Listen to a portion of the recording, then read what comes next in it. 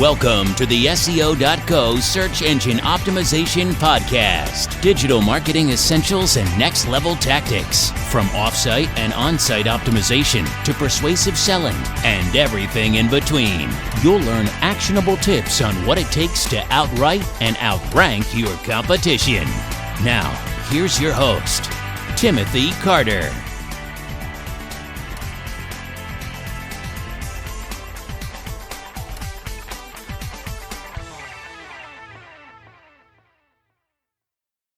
Thanks for joining me on the podcast. We're going to talk about how to structure and place inbound links for SEO.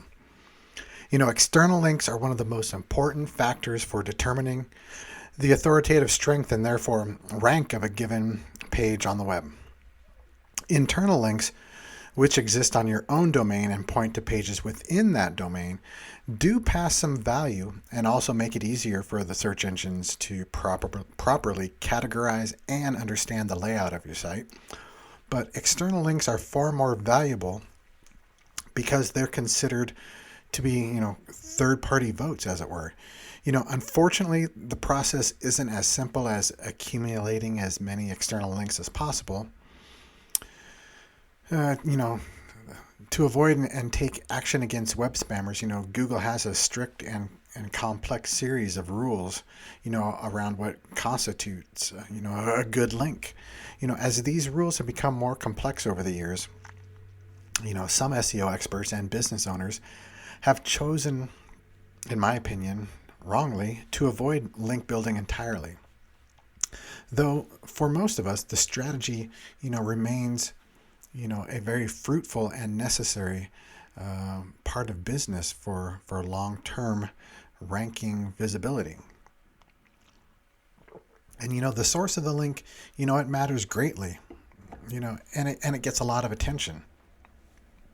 For example, a link on a high authority national publication is going to have a lot more, value and strength than a link on some barely known site with questionable, links back to that site. But what about the other side of the equation? Does it matter where your inbound links are pointing?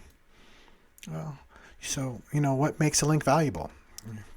Let's explore what exactly it is that makes, that link valuable, according to Google. There are a number of different qualitative factors involved, though we don't know exactly how comparatively important they are because Google is, pretty secretive about its ranking algorithm. But, consider these factors. One, the authoritativeness of the linking domain or how trustworthy that domain is seen by Google. Two, the popularity of the linking domain, or how much regular traffic does that domain receive. Three, the relevance connection between the linking page and the destination page. Fourth would be the anchor text and the text surrounding the link itself as well contextually. Five would be the number of domains that link to that destination page. Six, variations of anchor text used across domains to link to that destination page. And then last and not least, pre-existing relationship between the source domain and the destination domain. For example, if they're owned by the same person, any shared links will have less value. So let's explore these in a little more detail with the function and necessity of that destination page in mind. First, we can say definitively that the authoritativeness and popularity of the linking domain are factors that have no bearing on the destination page. These factors apply no matter where you're linking from. The pre-existing relationship factor also matters little to where your links are pointing specifically. The most important factors for destination page consideration then are, the contextual relevance between the source page and the destination page, the anchor text used for the link, the variations of anchor text used for a link on other domains, and then the number of other domains linking to that given page. Evaluating these factors, we can come up with a short list of basic rules regarding your selection of destination pages for link building. 1, your chosen page must always be, contextually relevant to your source page. For example, you could link to a specific blog you've written, on a given topic, rather than simply linking to your homepage to get some extra relevance power. 2, your link should be embedded in the text that is relevant and descriptive of the content on your destination page. The more variations you use for this, the better. 3, the more domains that link to a specific page, the higher that specific page's, quote unquote, authority or value is going to grow. You can use this, to your advantage in a few different ways. And exactly how you implement your strategy is up to you. But you'll be served well to keep these rules in mind. Number 1 would be page favoritism. This option is to direct the majority of your links to a handful of pre-selected pages. This kind of funnels extra page authority to those specific pages, giving them more of a chance of ranking and obviously more earned referral traffic too.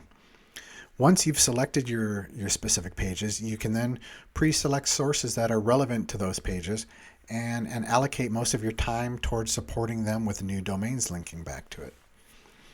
Of course, if they're high quality pages, they should be able to attract links on their own as well. And then the second one would be, overall domain growth. An alternate option is to focus on the growth of your site's overall strength rather than any specific pages within the domain. Here you'll focus on link building as many links to as many pages as possible, incorporating every page on your site eventually as part of your strategy. Obviously, diversity is key here, which means, using as many different sources, anchor text snippets, and destinations as possible. Obviously each page will get less page rank, but your entire domain will stand to benefit from each page starting to acquire links here and there. The bottom line is, though, the biggest requirement, I guess, for a chosen destination page in an inbound link is its relevance to the source page you're building it on.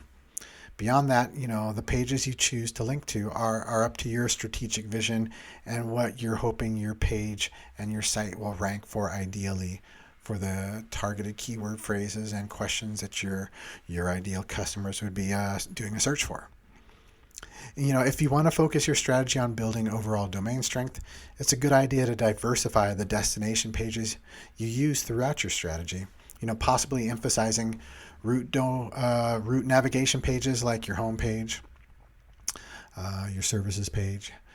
If you prefer to route more of them on multiple domains, actually not multiple domains, if you want more visibility and authority and traffic to specific individual pages on your site, favor the tactic of acquiring more diverse links from a variety of root domain sources back to that page. The more the better. Quality and quantity is a thing when it comes to link acquisition. But, really there's no right or wrong answer here. Just experiment and find out which approach works best for you. And you can do that in 90-day cycles, as you'll start to see the impact of those links over the next 90 days once they've been acquired. And I think that's about it for today's episode. So I'll wrap it up here. If you want to improve your site's organic visibility, come on over to SEO.co and schedule a time to have a free consultation. This is what we do. We've been doing it for over a decade now, and we can definitely help you scale your ability to outright and outrank your competition. Thank you for joining us on the SEO.co podcast. We appreciate your time. Be sure to rate, review, and subscribe to the show, and visit SEO.co for more resources based on today's topic, as well as access to more podcast episodes to help you improve your site's long-term SEO success.